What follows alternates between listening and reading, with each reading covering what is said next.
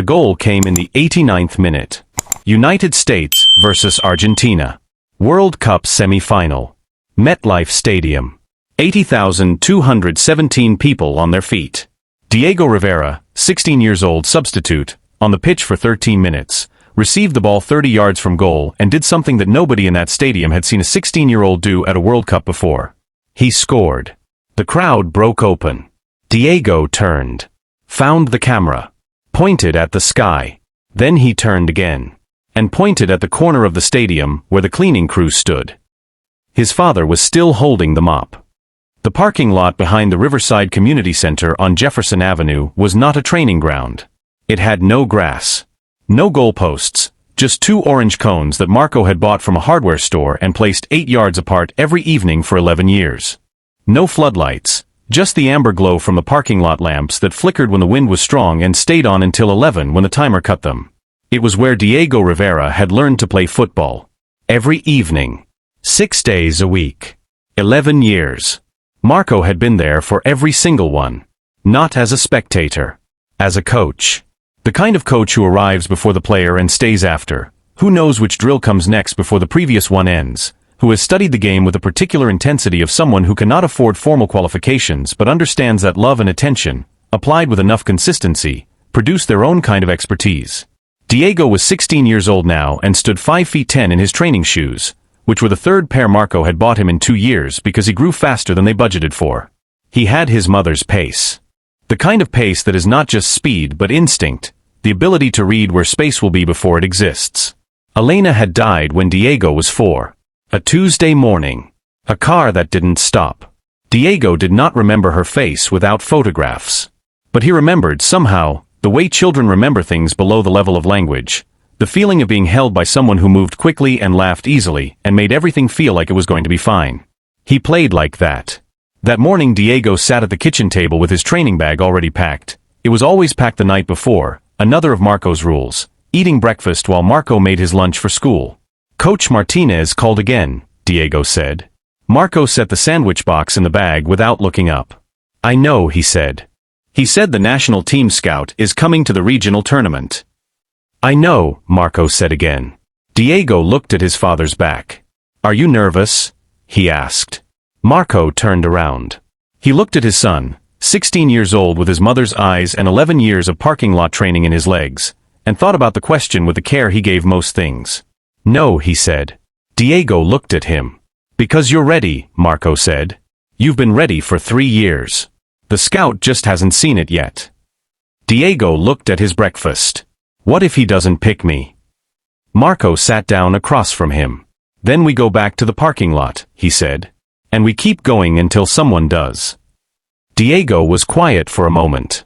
Then he picked up his fork. Okay, he said. Marco tied his own shoes at the door. The same double knot, the same tension, the same motion, and left for the early morning shift at MetLife Stadium where he had worked for 3 years, cleaning the concourses and the restrooms and the lower bowl seating before the day staff arrived. He was good at his job. He was also good at the other one. MetLife Stadium held 82,500 people when it was full. Marco had seen it full once, a concert 2 years ago, when a performer he had never heard of had sold every seat in 4 minutes, and the crowds had arrived in waves that filled every concourse he had just finished mopping. He had stood at the edge of the lower bowl that evening before the crowd came in and looked at the empty seats and thought about the parking lot on Jefferson Avenue and the 2 orange cones and the flickering amber light. He had thought, Diego would fill this place one day. Not as a performance of fatherly belief. As a fact.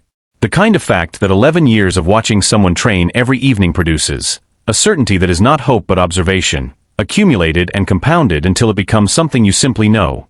Marco Rivera had joined the stadium cleaning crew 3 years ago. Before that he had worked construction. Before that, warehousing. Before that, a series of jobs that shared the quality of ending at a reliable time so that he could be at the parking lot by 5:30 every evening. The stadium job had been different for one reason. When Diego was selected for the regional youth program, the one that fed into the state academy, which fed into the national youth setup, the training moved to a facility on the east side of the city. The facility had proper pitches and proper lights and proper coaches. Marco could not afford to travel there and back every evening. The stadium was on the bus route between his apartment and the training facility. He had applied for the job because of the bus route. Karen Walsh, head of stadium services, a woman whose efficiency Marco respected and whose particular way of speaking to the cleaning staff he did not, had processed his application without particular interest and assigned him to the overnight concourse rotation. He had never told her about Diego. He had never told anyone at the stadium about Diego. He showed up.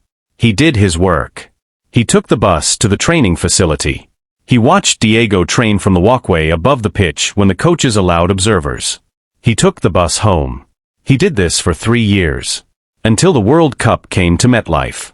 The World Cup assignment briefing happened on a Monday morning in the stadium's lower conference room. Karen Walsh stood at the front with a presentation and the energy of someone who has been given an important responsibility and intends to discharge it with maximum visible efficiency. She outlined the cleaning schedule, the zones, the rotation, the standards required for a FIFA-sanctioned event, the consequences of substandard performance during a tournament watched by 3 billion people. She was thorough. She was clear. She was also, Marco had observed over 3 years, someone who had a precise sense of the hierarchy of the work and communicated it without apology. At the end of the briefing, someone asked whether cleaning crew would have access to any match tickets, whether there was any possibility of watching any of the games. Karen looked at the person who asked with the particular expression of someone encountering a question they consider beyond the scope of the meeting. Cleaning crew will be working during all match days, she said. That is the job. You clean the stadium.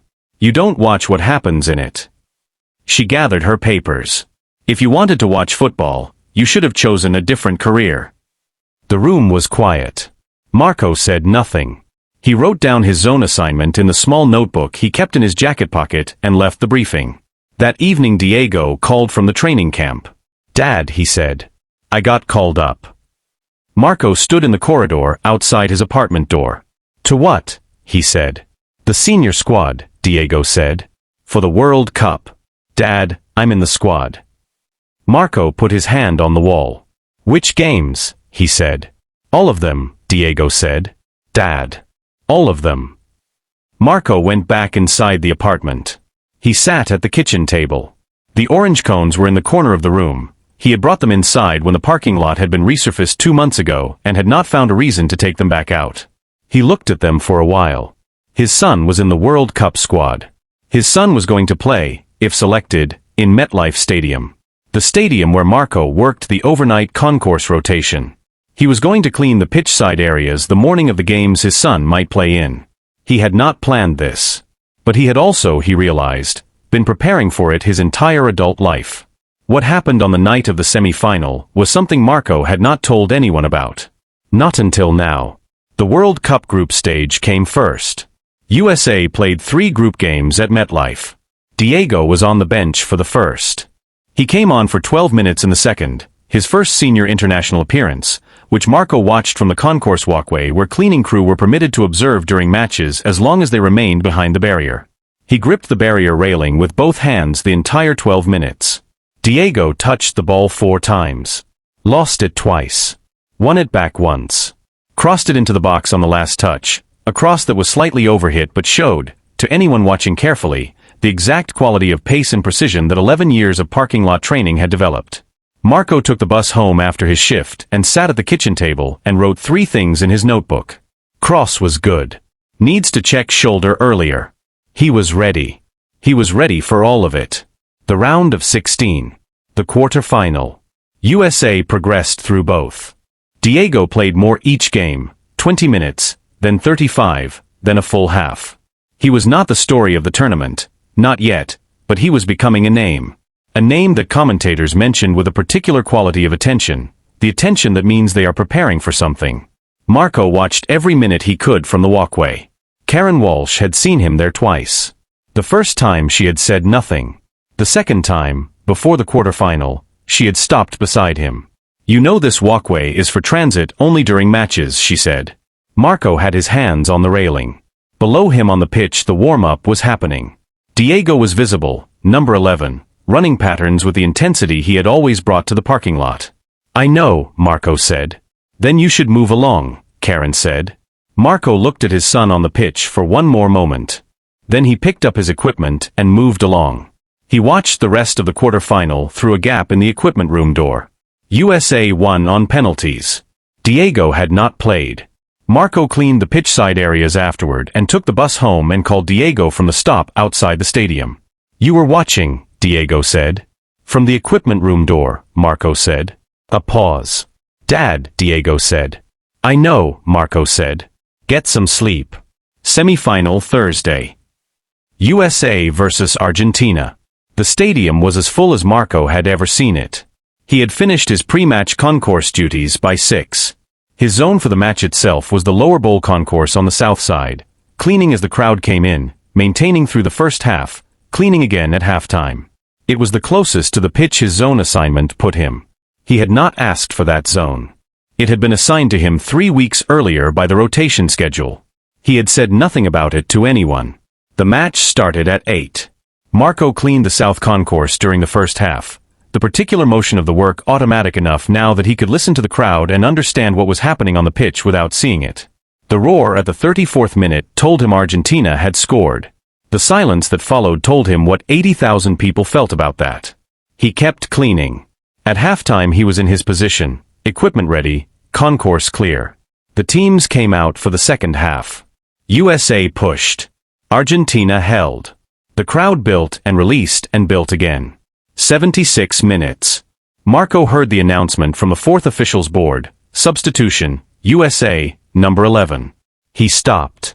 He was at the edge of the south concourse, the last point before the seating area, where the cleaning crew boundary ended and the spectator area began. He could see a section of the pitch from there. Not all of it.